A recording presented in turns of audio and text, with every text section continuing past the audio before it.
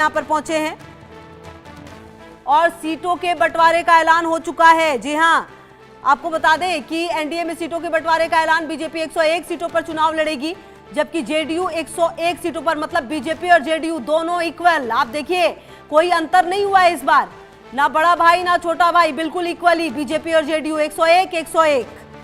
तो जो सीटों का बंटवारा है वो हो चुका है और प्रधानमंत्री मोदी यहां पर पहुंचे हैं। तो प्रधानमंत्री मोदी यहां पर पहुंचे हैं। आपको बता दें कि जो यहां पर कहीं ना कहीं लगातार मीटिंग्स हो रही थी और लगातार कई दौर चले हैं और अब जाकर जो तस्वीर है वो बिल्कुल साफ हो चुकी है। कम से कम एनडीए में तो साफ हो चुकी है तस्वीर। बिहार में एनडीए के बीच सीट बंटवारे का ऐलान हो चुका है। बीजेपी और जेडीयू 101 सीट पर लड़ेगी, मतलब कुल मिलाकर जो आप देखिए इक्वल डिवीजन किया गया, 101, मतलब कि 202 सीट, और बाकी की जो सीटें हैं उस पर बाकी की 3 पार्टियां चुनाव लड़ेंगी। तो ये जानकारी आपको दे रहे हैं, जहां पर देखिए जेपी नड्डा ने स्वागत भी किया है प्रधानमंत्री मोदी का यहां। और अब सीटों के बंटवारे पर जो कंफ्यूजन था वो बिल्कुल क्लियर हो चुका है। कम से कम एनडीए में बिल्कुल क्लियर है तस्वीर, जहां हम आपको बता दें जेडीयू 101 सीट, बीजेपी 101, दोनों 101 सीट पर। और आपको बता दें कि जो तस्वीर है वो अब साफ होती हुई नजर आई है। कहीं ना कहीं अब देखना यह है कि देखिए चिराग पासवान की जो पार्टी है, जिनको लेकर सबसे ज्यादा कंफ्यूजन था, उनको मिली है 29 सीट। जी हाँ, ये जानकारी भी सुन लीजिए। और हम और आरएलएम को 6 सीट मिली है, मतलब तो कुल मिलाकर जो ये जीतन राम मांझी हैं, कह रहे थे कि अगर 15 सीट से कम मिलेगी तो हम नहीं लड़ेंगे चुनाव, भले हम एनडीए के साथ होंगे लेकिन हम चुनाव नहीं लड़ेंगे। अब क्या कहेंगे ये सुनना बेहद खास होगा, लेकिन फिलहाल जानकारी आप ले लीजिए ये कि सीटों का बंटवारा हो चुका है बिल्कुल क्लियर, जहां पर बीजेपी और जेडीयू 101 सीटों पर लड़ेगी, जबकि जो बाकी की पार्टियां हैं अगर उनको आप समझे तो एलजेपीआर 29 सीटों पर, यानी चिराग पासवान की पार्टी, इसके अलावा हम यानी कि जीतन राम मांझी की पार्टी 6 और उपेंद्र कुशवाहा की जो पार्टी है वो भी 6 सीटों पर चुनाव लड़ेगी। हालांकि देखिए उपेंद्र कुशवाहा के लिए तो लगातार कहा जा रहा था कि वो 6 सीटों पर ही शुरुआत से उनको रखा जाएगा, लेकिन नुकसान यहां पर कहीं ना कहीं जो हम है उसे होता हुआ जरूर दिख रहा है फिलहाल सीटों का जो बंटवारा हुआ है उसमें। तो कहीं ना कहीं अब आपको बता दें इस बार जो सीटों का बंटवारा है वो बिल्कुल क्लियर हो चुका है। और अगर आप समझें तो ऐसे समझिए कि पिछली बार से ये समीकरण बिल्कुल डिफरेंट है, क्योंकि पिछली बार याद हो अगर आपको, जेडीयू 115 सीटों पर लड़ी थी, बीजेपी 110 सीटों पर लड़ी थी, हम 7 सीटों पर लड़ी थी। तो हालांकि उस वक्त जो एनडीए का समीकरण है वो अलग था।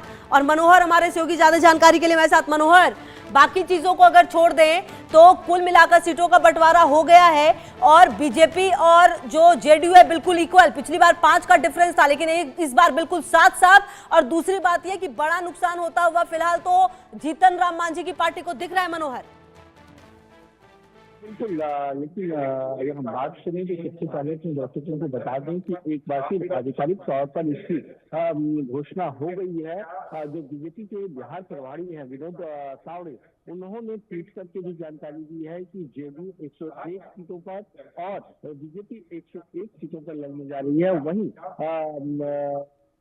चिराग पासवान की पार्टी जो एलजेपीआर है वो 29 सीटों पर चुनाव लड़ेंगे। जो पहले जिस तरह से बीजेपी लगातार 20 से 22 सीटें दे रही थी, फिर बाद में 25 से 26, लेकिन फाइनल जो है तो 29 सीटों पर अब जो है तो बात बन गई है और 29 सीटों पर एलजेपीआर जो है तो चुनाव लड़ने के लिए जा रही है। वहीं दूसरी ओर अगर हम देखें तो हम जो जीतन राम मांझी की पार्टी है वो निशान इनका जो सीट है उस सीट से साफ है कि मैं पटना जा रहा हूं और अंतिम सांस तक प्रधानमंत्री के साथ रहूंगा। इसका मतलब है कि वो भी राजी हो चुके हैं, उसके बाद ही ये टूट सामने आया है।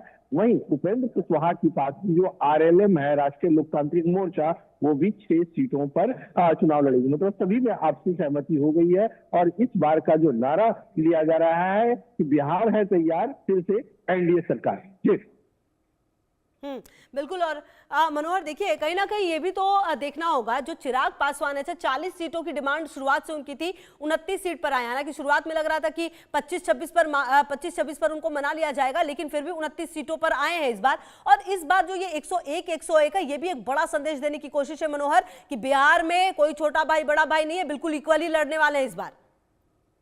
देखिए, बिल्कुल आपने सही कहा, और इस तरह से दोनों पार्टियों को जो है सो अपनी अपनी सीट अपने सहयोगी दलों को देना पड़ा, क्योंकि पिछली बार जब चिराग पासवान चुनाव नहीं लड़े थे, वो अकेले चुनाव लड़े थे, तो ऐसी स्थिति में कई पार्टियों को जो है सो इसको नुकसान हुआ था। तो इस मद्देनजर सभी पार्टियों को एक साथ लेकर के चलना, जो एनडीए के 5 घटक दल हैं, उनको एक साथ लेकर के, इसीलिए बीजेपी और जेडीयू दोनों जो है सो एक बराबरी सीटों पर जो है सो चुनाव लड़ने के लिए जा रहे हैं। इसलिए आज जब अमित शाह से केंद्रीय मंत्री ललन सिंह और कार्यकारी अध्यक्ष जेडीयू के संजय झा, उन दोनों की मुलाकात हुई थी और बातचीत फाइनल हो गई थी कि कितने सीटों पर। क्योंकि पहले जो खबर थी, ये खबर ये थी कि 102 पर जेडीयू लड़ेगी और 101 पे बीजेपी। लेकिन अब जो है कोई छोटा और बड़ा भाई नहीं है, बराबरी पर जो है सो 101 जो कि शुभ अंक भी माना जाता है, और इन सीटों पर चुनाव लड़ने के लिए जा रही है। जी जी बिल्कुल। और मनोहर, अच्छा देखिए, अब जब यहाँ पर सब कुछ हो गया तो प्रधानमंत्री भी पहुंचे हैं, एनडीए में सीटों का बंटवारा तो हो गया।